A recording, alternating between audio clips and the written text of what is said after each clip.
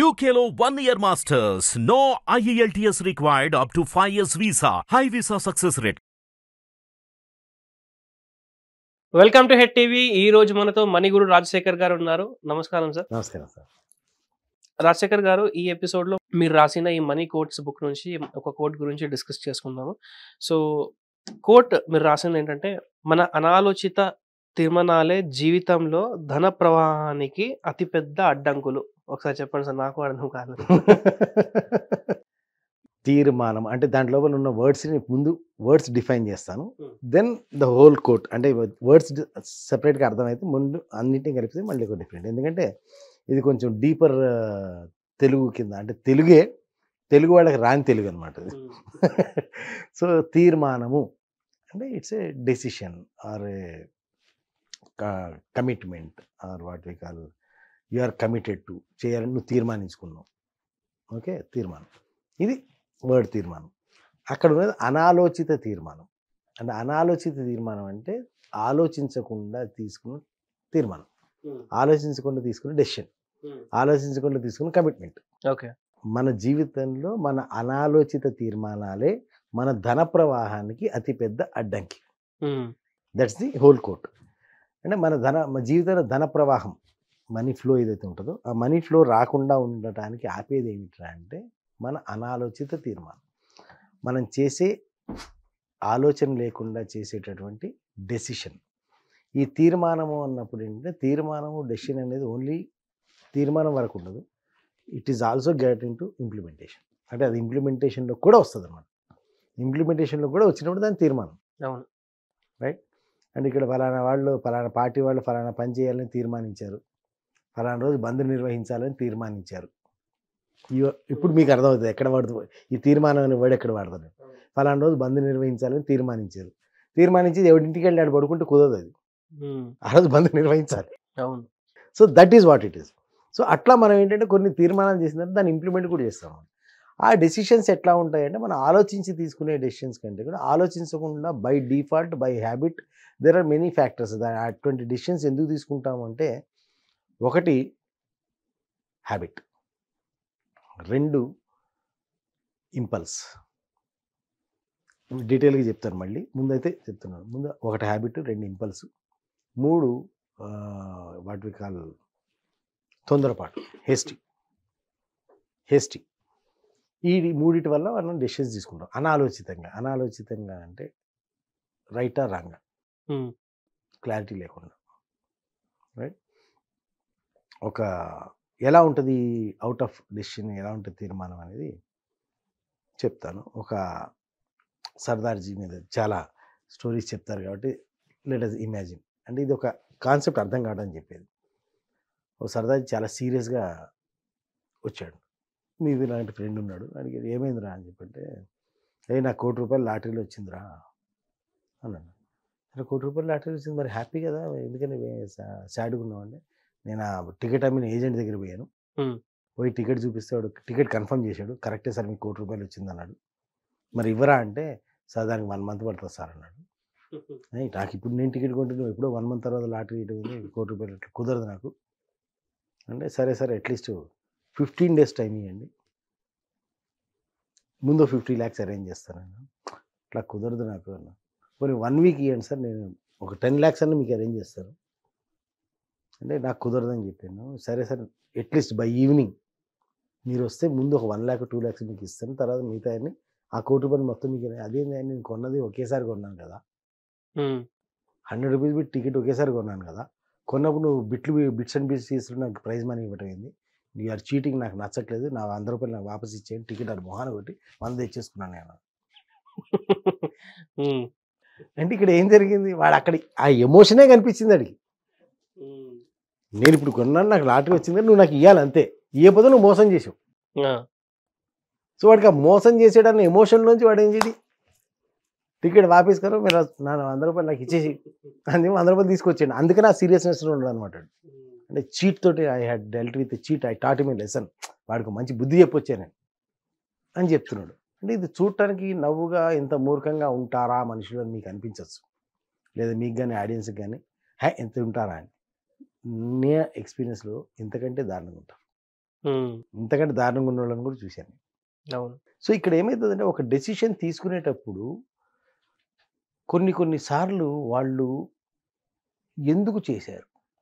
ఇంకా real life example చెప్పాలంటే ఒక సేల్స్‌మెన్ ఉంటాడు. సేల్స్‌మెన్ వెళ్ళి ఒక కస్టమర్‌తో మాట్లాడుతుంటాడు. సేల్స్‌మెన్ వెళ్ళి కస్టమర్‌తో మాట్లాడుతున్నప్పుడు లేదా ఒక బిజినెస్‌మెన్ సప్లయర్‌తోనో, డీలర్‌తో మాట్లాడుతుంటాడు. సేల్ చేస్తుంటాడు. సేల్ చేస్తున్నప్పుడు అవతల వాడు ఏదో తెలుసో తెలియకో సమ్ రాంగ్ వర్డ్ యూజ్ చేస్తాడు. అంటే ఆ సబ్జెక్ట్ గురించి. ఈ పర్సన్ కూర్చొని ఆ పర్సన్‌తో ఆర్గ్యూ చేసి ఆ పర్సన్ కంటే ఈయనకి ఎక్కువ నాలెడ్జ్ తెలుసు అని అక్కడ ప్రూవ్ చేసుకుంటాడు. అవును. ప్రూవ్ చేసుకొని నీకేం తెలుసు? సబ్జెక్ట్ గురించి నాకు తెలుసు. నీకేం తెలీదు ప్రోడక్ట్ గురించి అని చెప్పి వాడు ఒక హ్యూమిలేట్ చేస్తాడు. వాడు మహా అయితే ఏం చేస్తాడు? సరే సార్ పోయిరండి అంటాడు. ఫస్ట్ ఆఫ్ ఆల్ నువ్వు వెళ్ళింది దేనికి? అక్కడికి వెళ్ళి వాడి దగ్గర కలిసింది దేనికి? Your objective is to sale. నువ్వు అమ్మాలి. వాడిని ఎడ్యుకేట్ చేయడానికి. ఎడ్యుకేట్ చేయడానికి నువ్వు ఇన్స్టిట్యూట్ పెట్టుకో కావాలంటే కదా. నువ్వు ఎడ్యుకేట్ చేయడానికి ఇన్స్టిట్యూట్ పెట్టుకో. అక్కడికి వెళ్ళి నేను ప్రూవ్ చేయాలి వాడికి. అంటే ఇక్కడ ఏం జరిగింది? నా ఈగోని నేను సాటిస్ఫై చేసుకోవడం కోసం అవతల వాడికి నాకు ఎక్కువ తెలుసు అని ప్రూవ్ చేయాలి. సో ఐ గాట్ ఏ అనాలోచిత తీర్మానం. ఇప్పుడు నేను వచ్చింది సేల్ చేయడానికి, డబ్బులు తీసుకోవడానికి. సేల్ చేసి డబ్బులు తీసుకోవడానికి వచ్చాను. అది మర్చిపోయి ఒక డిస్కషన్లోకి ఆర్గ్యుమెంట్లోకి వెళ్ళిపోయి నేనేంటో ప్రూవ్ చేసుకున్నా. హౌ మచ్ ఐ నో, నాకెంత తెలుసో నిరూపించుకున్నా. So it's an action. అన్నోయింగ్గా ఆలోచించకుండా చేసిన యాక్షన్. ఏం జరుగుతుంది? ఆ రోజు అక్కడ రావాల్సిన డీల్ రాదు, అక్కడ జరగాల్సిన సేల్ జరగదు, అక్కడ రావాల్సిన మనీ రాదు. This is one example. One example. అట్లా చాలాసార్లు అనాలోచితంగా రైట్. ఎవరో ఏదో అడిగారు, బాస్ ఫ్రెండ్ కదా సంతకం పెట్టు. సరే, ఎందుకు పెడుతున్నావు? దీని ఇంపల్స్ ఏంటి? దీని కాన్సిక్వెన్స్ ఏంటి? అంటే నువ్వు ఎందుకు పెడుతున్నావు, వాడు ఎందుకు పెట్టిస్తున్నాడు, కాన్సిక్వెన్స్ ఏంటి, ఎలా? సో ఇక్కడ మంచితనం అనే ఒకే ఒక రీజన్ తోటి నా దగ్గరకు వచ్చే వాళ్ళలో దాదాపు 60 to 70% ఆఫ్ జనాలు అప్పుల పాలై ఉంటారు. అప్పుల పాలల్లో వాడి కోసం వాడు అప్పు చేసింది ఒక లెక్క అయితే, ఇలా ఎవడి కోసమో సంతకం పెట్టి వాడప్పు వీడు తీరుస్తున్నాయి 60 to 70% ఉంటాయి. కరెక్ట్, చాలా ఉన్నాయి. వాడి కోసం సంతకం పెడతాడు, వాడు దొరకడు, వాడు ఏదో చేస్తాడు, వాడు అడ్డం తిరుగుతాడు. ఈ ఇన్స్టిట్యూషన్ ఏదైతే వాడికి ఫైనాన్స్ ఇచ్చిందో వాడు వీడిని అడుగుతాడు, నువ్వు సంతకం పెట్టావు కదా అని. వీడికి చచ్చినట్టు వీడి పిల్లని పసు పడుకోబెట్టి వీడు కడుతూ ఉంటాడు. అవును. సో ఎందుకు వచ్చింది అక్కడ? అనాలోచిత తీర్మానం అది. రైట్. అట్లా మనకి వచ్చేటప్పుడు లేదా ఏదో చోటకి వెళ్ళి నువ్వు డబ్బులు తెచ్చుకోవాల్సిన చోట ఇంకేదో చేసి వస్తావు, చేయాల్సిన పని మానేసి ఇంకేదో చేసి వస్తావు. సో ఆలోచన లేకుండా తొందరపాటుతోటి అలవాటుగా లేదా ఇప్పుడు ఫర్ సపోజ్ మీకే ఎందుకో మూడొచ్చి నాకు 10,000 ఇచ్చారు. ఇక్కడ ఆలోచించాల్సింది ఎందుకు ఇచ్చారు నాకు? మీకు నా నుంచి ఏదో కావాలో ఏదో మొత్తానికి something is there in your mind. Okay, నా దగ్గర నాకు ఇవ్వటం వల్ల మీకు ఒకటి వస్తుందనో లేదా నాకు ఇవ్వడానికి నాకు అర్హత ఉందనో ఈ రీజన్ ఏదో ఉంది. ఇదేది ఆలోచించకుండా ఫస్ట్ ఆఫ్ ఆల్ నాకు ఎట్లా ఇస్తావు, ఎట్లా కనిపిస్తున్నాను అంటే అట్లా తీసుకునే వాళ్ళ కనిపిస్తున్నానా? నాది కాని సొమ్ము నాకు వద్దు. అరే నీది కాదని ఎవడు చెప్పాడు? ఎందుకు ఇచ్చాడో ముందు కనుక్కో. అవును. అవతలడికి ఏదో పని ఉండి ఉంటుంది, లేదా నీకేదో నీ గతంలో నువ్వేదో చేసి ఉంటావు, నేను నీకు ఎవరినో కల్పించి ఉంటా, వాళ్ళతోటి నీకు బెనిఫిట్ వచ్చి ఉంటుంది, సర్లే దీంట్లో కొంత షేర్ ఇద్దామని చెప్తే ఇచ్చి ఉంటావు. కరెక్ట్. లేదా నీకు నెక్స్ట్ విషయంలో ఎక్కడో డీలింగ్ ఉంటుంది, సంథింగ్ ఆర్ అదర్. అసలు అవి ఏవి పట్టించుకోకుండా ముందు నువ్వెవరు నాకు డబ్బులు ఇవ్వడానికి? అంటే డబ్బులు తీసుకునే వాళ్ళు కనపడుతున్నా చాలా మంది ఉంటారు. అలవాటు. అంటే చిన్నప్పుడు ఎవరి దగ్గర డబ్బులు తీసుకోవద్దు. చిన్నప్పుడు చెప్తున్నాడు, బయట ఎవరైనా ఇస్తే తీసుకోవద్దమ్మా, స్కూల్కి వెళ్ళేటప్పుడు వచ్చేటప్పుడు ఎవరైనా ఏమైనా ఇస్తే తీసుకోవద్దు, దట్ హ్యాబిట్. అప్పుడు లాజిక్ తెలియదు, పిల్లోడివి, నీకు తెలియదు ఎందుకు తీసుకోవట్లేదు తెలియదు. You land in to problems. అంటే ప్రాబ్లమ్స్లోకి వెళ్తా అని పేరెంట్స్ చెప్తారు. వాడు అదే అలవాటుని ఇంకా క్యారీ ఫార్వర్డ్ చేసి అవతలోడు ఇస్తున్నప్పుడు ఎందుకు ఇస్తున్నాడు కూడా ఆలోచించకుండా నువ్వెవరు నాకు ఇవ్వడానికి, లేదు నాకు వద్దు, నేను తీసుకోను. ఈ అలవాటు ఎంత దారుణం అంటే రేపొద్దున వాళ్ళకి ఎక్కడైనా డబ్బులు కనపడినా తీసుకోరు. కరెక్ట్. పక్కడు పిలిచి ఇదిగో పైసలు తీసుకో, ఆరు తీసేసి దేవుడు ఉండి లేస్తారు. Something they do, but they are not ready to accept it, they are not ready to take it.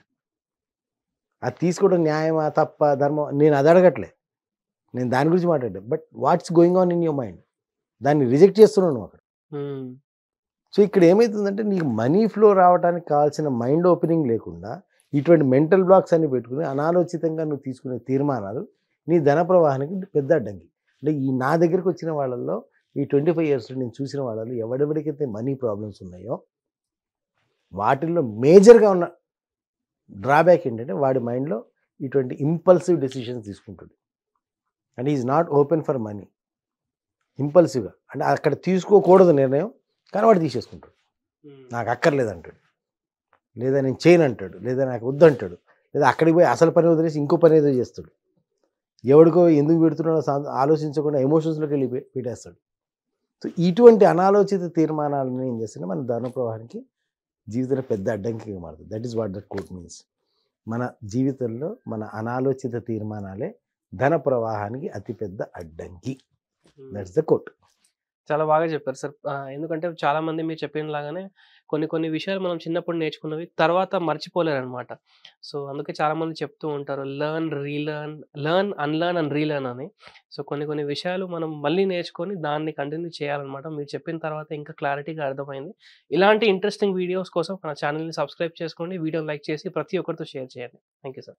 Hit TV app ని డౌన్లోడ్ చేసుకోండి. ఇందులో short news, live news, entertainment movies అన్ని అవైలబుల్ గా ఉన్నాయి. Please download Hit TV app. Hit TV app hit TV యాప్ని ఫ్రీగా download చేసుకోండి.